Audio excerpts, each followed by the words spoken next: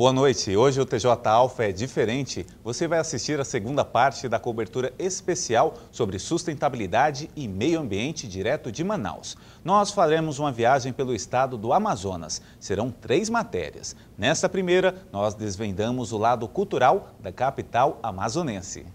De acordo com o último censo do IBGE, Manaus tem cerca de 2.200.000 habitantes. É a cidade mais populosa da região amazônica. A capital do Amazonas é a 6ª mais rica do país. A sua participação no PIB corresponde a 1,4% da economia. Eu poderia estar agora caminhando pela praia de Copacabana, mas acredite, não estou. Eu estou aqui na Praça São Sebastião, em Manaus, no Amazonas, um local com muita história. É, Robson, e parece que as calçadas da cidade contam um pouquinho da história de Manaus. Essa, por exemplo, dizem ter sido feita de borracha para amenizar o barulho dos cascos dos cavalos que chegavam aqui em um dos monumentos mais importantes da capital amazonense.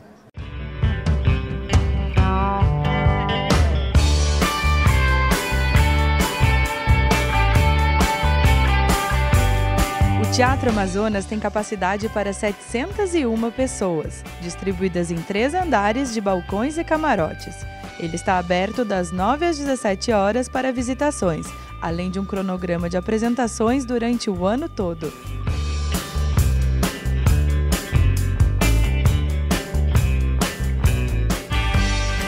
E não é à toa que o Teatro Amazonas parece muito com a Ópera de Paris. Na época que o teatro foi construído, em 1882, o Amazonas passava por uma época de muita riqueza por causa do ciclo da borracha. E para celebrar toda essa prosperidade, um pouquinho da Europa foi trazida para Manaus. Nos nossos passeios aqui por Manaus, nós encontramos um grande historiador, o senhor Joaquim. Tudo bom, senhor Joaquim? Tudo jóia, Robson. Aqui é o que não falta, é história, né? Não, tranquilo. Aqui estamos no Lago São Sebastião, em frente ao Teatro Amazonas, que é um marco da história e da cultura do nosso estado. O teatro que foi construído no final do século XIX, quando Manaus era praticamente só mato, né? Então, só isso por si já é uma coisa muito louca, né, cara? Tem o monumento em homenagem à abertura dos portos, que foi construído também no final do século XIX. Tem a Igreja de São Sebastião, que também é da segunda metade do século XIX. Tem o casario antigo, que é parte do século XIX e parte do começo do século XX. Tem uma praça que foi imitada por Copacabana, né? O desenho no chão é parecido com o de Copacabana. E a anterior a Copacabana. É mesmo. Então é uma praça do finalzinho do 19, bem anterior à construção do calçadão de Copacabana. Quais outros fascínios que o senhor poderia falar para a gente que quem vem aqui encontra? A culinária, né? A culinária é muito peculiar. Os peixes de água doce são peixes únicos, de sabor único. O tambaqui, o tucunaré, o pirarucu, o tacacá, os rios, mata, o próprio povo com sua origem indígena tem um jeito muito peculiar de ser. Então tudo aqui é diferente, porque o Brasil é muito grande e cada região tem uma peculiaridade, né? Então vocês que vêm da região sul, vocês vão achar que quase tudo diferente, né? Para quem está assistindo a gente, eu queria que o senhor deixasse um convite para quem tem curiosidade de conhecer Manaus. O que a pessoa pode vir aqui e o que a pessoa encontra?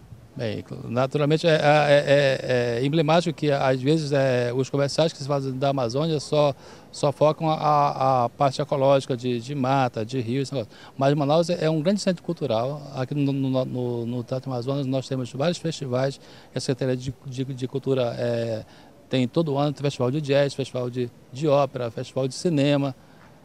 O próprio festival de música local, hoje está sendo aberto aqui o festival de rock, então tem muita cultura na nossa cidade, além, quer dizer, o próprio povo em si é um atrativo. O seu Joaquim, além de antropólogo, é também dono de uma das banquinhas de tacacá mais famosas de Manaus.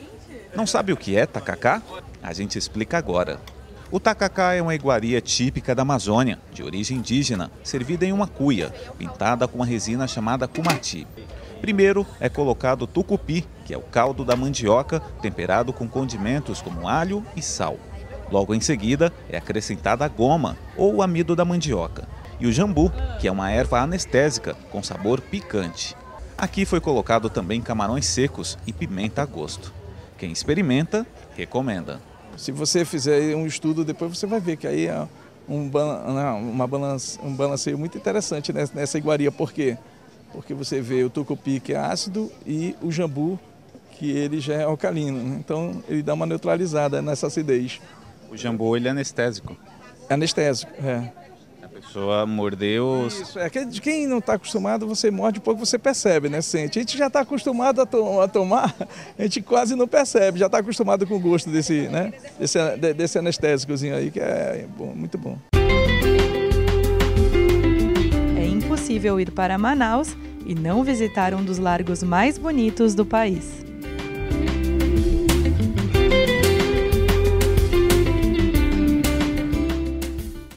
Animais ameaçados de extinção, criados em cativeiros e privados de voltar para a natureza. Você vai conhecer agora o zoológico do Hotel Tropical, que oferece uma segunda oportunidade para animais resgatados pelo IBAMA.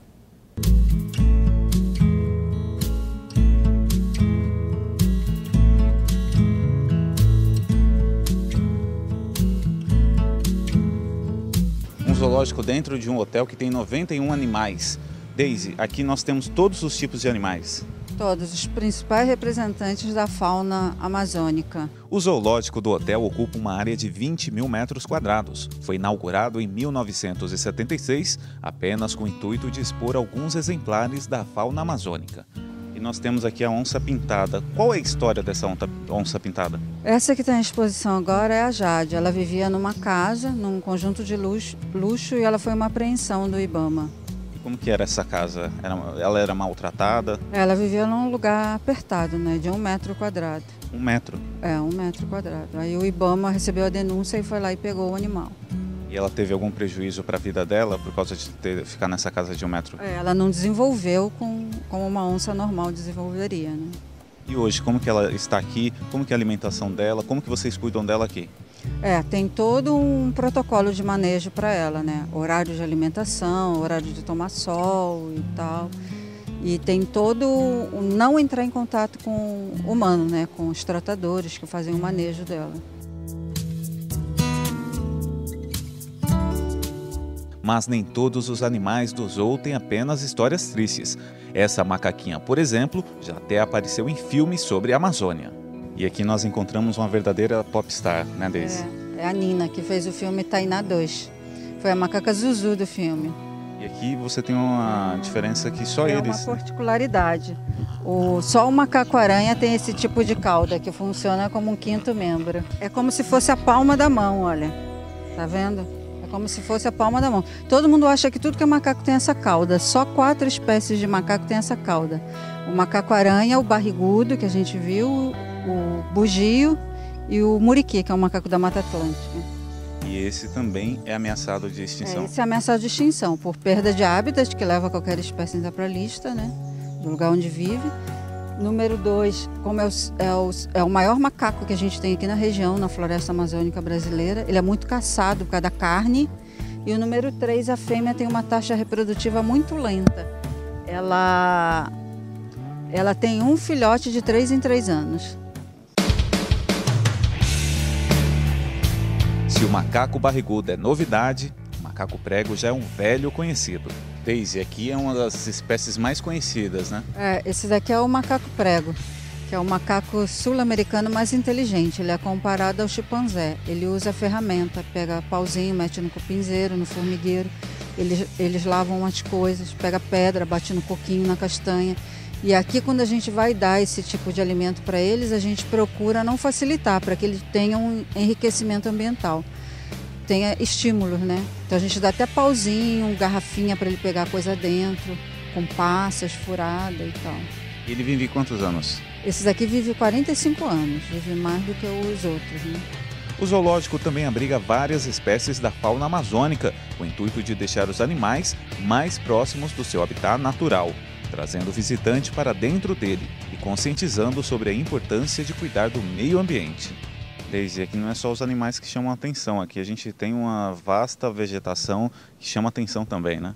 Aqui a gente está dentro de um pedacinho da floresta amazônica, né? Então essas árvores aqui servem tanto para equilibrar o clima aqui tanto do hotel como dos animais do zoológico, né? E serve de atrativo para a avifauna que ocorre aqui, que a gente tem mais de 116 espécies de pássaro aqui. Essa que está aqui atrás é o mogno. É o mais cobiçado aqui da Amazônia. É uma árvore bem cobiçada aqui na Amazônia. A gente plantou no Ano Internacional da Biodiversidade, né? Dia 22 de maio de 2010. Dia 22 de maio de 2010.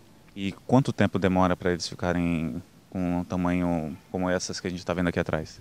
Leva um tempinho, mas a gente não deve pensar muito nisso, a gente tem que plantar. E não poderia faltar a beleza das aves, que mesmo presas, colorem as alturas e alegram os ouvidos. Quando a gente fala mutum-cavalo, você imagina que seja um animal grande, mas não é. O mutum-cavalo é um dos animais que está ameaçado de extinção que vocês têm aqui, né, Deise? É o nosso terceiro animal que a gente está vendo aqui ameaçado de extinção. Também pelos mesmos motivos. Perda de hábitat, é muito caçado por causa da carne, né? E por causa das penas. Quais são as particularidades deles? Ele é parente da galinha, né? Só que ele também anda mais pelo chão, não voa a longa distância, né? É um animal bem interessante. É difícil de ver na mata. E onde que a gente encontra ele? Encontra na área de subbosque aqui na floresta, né?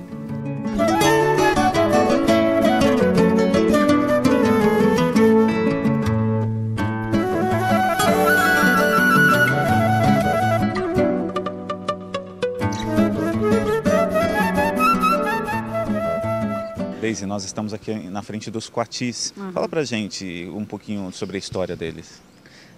Pois é, os coatis, eles foram... A gente já tem aqui 2 velhinhos, mas a gente recebeu recentemente 2 fêmeas do Ibama, né? Os coatis são diurnos, né? Ocorre praticamente no Brasil todo, não estão ameaçados, né? E a defesa deles são as unhas e a mordida, né? E tem uma história que você dá uma diária aqui do hotel, se a pessoa acertar de onde ele vem, né? Acertar quem é o parente dele no Brasil e no exterior, né? E quem que é o parente dele? No Brasil, o guaxinim, né? E no exterior ele tem vários parentes, como o panda vermelho, o texugo, né? Uma coisa que a gente percebeu aqui, Deise, que respeitar o animal é o mais importante, porque às vezes a gente acha bonito, tem em casa, mas a gente tira eles do habitat natural, né? Pois é, o que é bom para a gente, na maioria das vezes, não é para o animal, né? Até mesmo para o animal doméstico, que dirá para um animal silvestre, né? Que tem toda uma relação com a floresta, né? A floresta precisa dele, ele precisa da floresta, então você precisa entender muito bem isso, né? Uma pessoa que é pega com um animal silvestre, o que acontece com essa pessoa? Ela vai ser multada, né? E dependendo se for espécie ameaçada, né? Aí a multa vai aumentando. E no passeio zoológico é interessante sempre a gente respeitar o horário, respeitar os animais. Quando a gente chega no zoológico, o que a gente tem que fazer bem é observar, ler as placas informativas e observar. Porque às vezes, tipo a jaguatirica está dormindo, porque ela é noturna, né? E o pessoal vai lá e começa a bater palma, quer que ela acorde, né?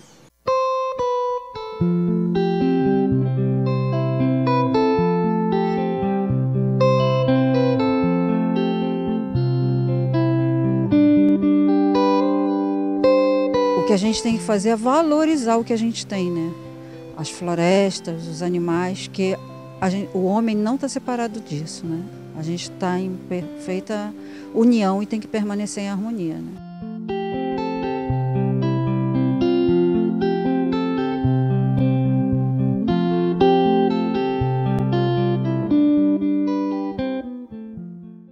No próximo bloco, os encantos da Amazônia. Até já!